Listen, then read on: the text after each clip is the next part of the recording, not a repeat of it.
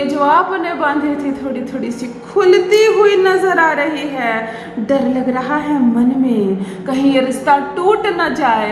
पति बात बात पर कह रहा है तुम्हारा साथ छोड़ दूंगा, तुमसे प्रेम नहीं करता हूँ, तुम्हें तलाक दे दूंगा, मुझे तलाक दे दो, मैं तुम्हारे साथ नहीं रहना चाहता, मैं अकेले खुश हूँ जीवन में। तुम अपने पिता के घर क्यों नहीं चली जाती? इस घर में तुम्हारे लिए कोई जगह नहीं है। इस तरह कहते कहते सुबह से रात होती है, सुनते सुनते तुम्हारी सुबह से रात होती है। कैसे रहोगी इस ससुराल में जहाँ हर कोई अपमान कर रहा है तुम्हारा? कुछ बहनें गुस्सा हो जाती है, क्रोधित हो जाती है, मान सम्मान अपना प्यारा है, बैग उठाती है और अपने पिता के घर चली जाती है। शुरू में तो क्रोध आता है, पति ऐसा अपमानित लज्जित कर ही देता है कि किसी भी लड़की को क्रोध आएगा और वो बैग उठाकर अपने पिता के घर चली जाती है और मौका मिल जाता है, लड़के को आराम मिल जाता है, जाओ तुम अपने पिता के घर में, अकेला रहूंगा।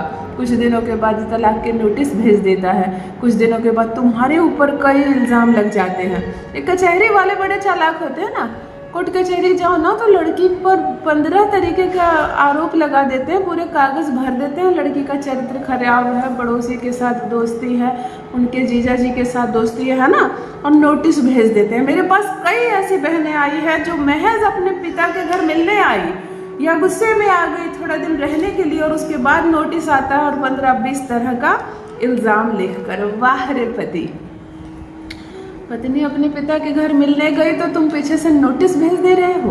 वो शुक्र है तुम्हारी थामा है हाथ, तुमने जिंदगी भर उसका साथ निभाओ, पूरी दुनिया खिलाफ हो जाए तुम्हारी पत्नी के, तुम मत होना, क्योंकि वही एक लड़की है जो पूरी दुनिया तुम्हारे खिलाफ हो जाएगी तो वह खड़ी रहेगी तुम्हारे लिए। इस रिश्ते की पवित्रता को समझा जाए, इस रिश्ते का मान सम्मान हो, प्यार हो, ट्रांसपेरेंसी हो, विश्वास हो। मोबाइल में लॉक लगा रखे हो तुम और मोबाइल में लॉक रखा के है पत्नी, तुम्हें अधिकार नहीं है उसको देखने का, उसको अधिकार नहीं है तुम्हारे जीवन में झांकने का। यह कैसा रिश्ता है?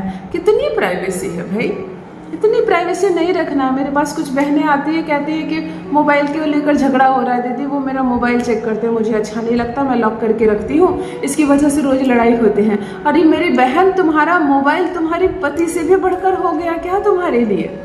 और फिर कहती हो आकर कि मेरे ससुराल वाले लड़ते हैं मुझसे, तलाक देने की बात कर रहे हैं। ट्रांसपेरेंसी रखो, लड़कियों के लिए भी कह रही हूँ, लड़कों के लिए भी कह रही हूँ। ये रिश्ता बहुत बड़ा है, ये रिश्ता 1-2 दिन का नहीं है, मित्र नहीं है वो तुम्हारी, दिन में कभी मिले और फिर अपने अपने घर चले जाओ। वो तुम्हारा घर है, वो तुम्हारा संसार है। तो ये मोबाइल के चक्कर में, कुछ व्हाट्सएप के मैसेजेस छुपाने के चक्कर में या अपने कुछ छुपाने के चक्कर में तुम लोग इस रिश्ते को एक दांव पर लगा देते हो। ये अद्भुत है, ये मेरे लिए भी अद्भुत है। मत करो ऐसा। कितनी बातें होंगी जीवन में। एक शादी कितने साल तक चलती है ना, 40 वर्ष हो गए, 50वीं सालगिरह मनाते हैं लोग, 60 साल मनाते हैं शादी की, और फिर उम्र बहुत ज़्यादा हो जाती। कितना खूबसूरत रिश्ता है और अभी से लड़ने लगे तुम लोग। अगर पति और पत्नी में खूब सारी दूरियां आ गई हैं, लड़ाइयाँ हो रहे हैं, झगड़े हो रहे हैं, परेशानियां बढ़ रही है, तब करना है एक छोटा सा अद्भुत प्रयोग। यही पति जो तुम्हें देखना नहीं चाहता, यही पति जो तुमसे तलाक चाहता है, बात बात पर तुमको मायके भेज देता है, बात बात पर झगड़े करता है, लड़ाइयाँ करता है, वही पति गुलामी करेगा तुम्हारी, वही पति दिन रात तड़पेगा तुम्हारे लिए, तुम्हारे प्रेम में पागल रहेगा। विश्वास करो मेरी बहन, आंसू नहीं, अब केवल खुशियां ही खुशियां तुम्हारे चेहरे पर होगी। जिसका भी नाम लेकर यह प्रयोग करोगी वो दीवाना हो जाएगा तुम्हारा। इंटेंशन सही रखना। कोई प्रेमिका प्रेमी से प्रेम करती है, शादी करना चाहती है, तभी यह प्रयोग अपने प्रेमी के नाम पर करे। टेस्ट करने के लिए नहीं करना है, चलो ना करके देखते हैं, अगर वो मेरे प्यार में पागल हो गया तो उसको छोड़ देंगे, फिर किसी और के लिए करूँगी, ऐसा नहीं करना। अगर श्योर नहीं है किसी के प्यार में आप अभी कि करना है या नहीं, अगर ये हाँ बोल दिया तो मैं शादी करूँगी भी या नहीं, तब भी मत करना। हो सके तो अपने पति के लिए करना, और वही प्रेमिका करे जो अपने प्रेमी से निश्चित दिमाग लगा ली है कि मुझको विवाह इसी से करना है, तब करे। जान लीजिए प्रथम मैं कौन हूँ। नमस्कार दोस्तों, मैं हूँ खुशबू सिंह। बहुत स्वागत, बहुत अभिनंदन करती हूँ आप सबका अपने YouTube चैनल ज्योतिष ज्ञान में। कैसे हैं आप सब और घर में सब कैसे हैं? मेरे कमेंट सेक्शन में जय माता दी, हर हर महादेव अवश्य लिखें, अपनी खैरियत मुझे ज़रूर बताएं।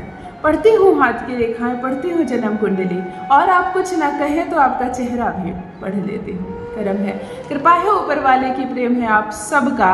जुड़िए ज्योतिष ज्ञान चैनल से। जो भी नए भाई बहन चैनल पर पहली बार आए हों, मेरे वीडियो को पहली बार देख रहे हो, मुझसे प्रथम बार मिल रहे हो, चैनल से जुड़िए, सब्सक्राइब कीजिए, मेरे परिवार का हिस्सा बनिए। दिल नहीं टूटने दूंगी, मैं कहती हूँ एक भी घर नहीं टूटने दूंगी।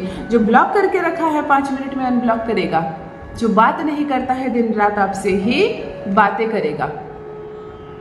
यह प्रयोग आपको किसी भी माह के शुक्ल पक्ष के मंगलवार के दिन करना है। सज सवर कर रहा करो, खूबसूरत बनकर रहा करो।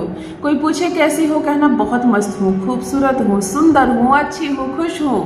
हमेशा सकारात्मक जवाब दो। शुक्र ऊंचा रहता है, मंगल खराब नहीं होता है। रोना सिसकना नहीं है। क्या बताऊँ आंटी, मेरी जिंदगी खराब हो गई। कोई पूछा कैसी हो, क्या बताऊँ, ऐसे लड़के से मेरी शादी हो गई है, मेरा नसीब फूट गया, ये सब नहीं बोलना है। जिसको बोल रही हो वो कुछ नहीं करेगा तुम्हारे जीवन में, तो क्या फायदा उसको अपने दुख बताकर। हमेशा अच्छा बोलो, खुशियाँ बनाओ, है ना, सुंदर बनकर रहा करो। मंगलवार के दिन 2 हरी चुनरी खरीदना। माता को चढ़ते हैं ना चुनरी, हरी, लेकिन लाल चुनरी नहीं। 2 हरी चुनरी खरीदना, एक चुनरी रख लेना घर में। एक चुनरी में अरवा चावल एक कोने में थोड़ा सा डालकर गांठ बांधना, जिसको खोइछा देना कहते हैं, जिसे गठरी देना कहते हैं, बेटियों को दिया जाता है। ऐसा छोटा सा अरवा चावल डालकर छोटी सी गांठ बना लेना। इसमें कम से कम 6 हरी चूड़ियाँ रखना। और 2 चीज़ हो गई, चुन्नी हो गई, हरी चूड़ियाँ हो गई, 3 और श्रृंगार की चीज़ें रख देना।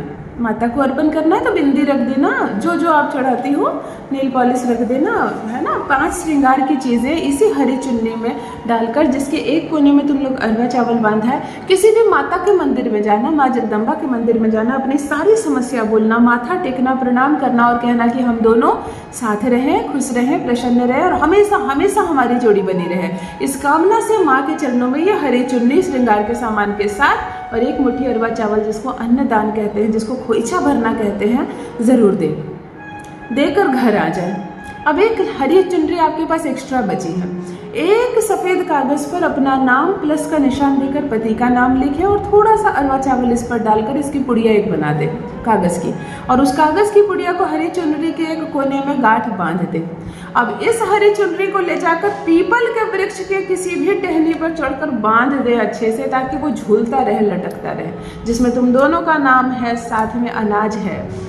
इसको ले जाकर पीपल के वृक्ष में बांध दे, नमन करे, माथा टेके और घर आ जाए। पत्नी करे यह प्रयोग, आकर्षण बढ़ेगा, पति दीवाना हो जाएगा तुम्हारा भार उठाएगा, तुम्हारा खर्चा उठाएगा, तुम्हारे बच्चों को प्रेम करेगा। अगर दूर हो तो तड़प उठेगी उसके मन में तुमसे मिलने की, वो तुमको लेकर जाएगा इज्जत से ससुराल। अवश्य करे, अपना अनुभव मेरे साथ भी अवश्य साझा करें। रखिए अपना ख्याल, रखिए अपनों का ख्याल। बहुत बहुत धन्यवाद।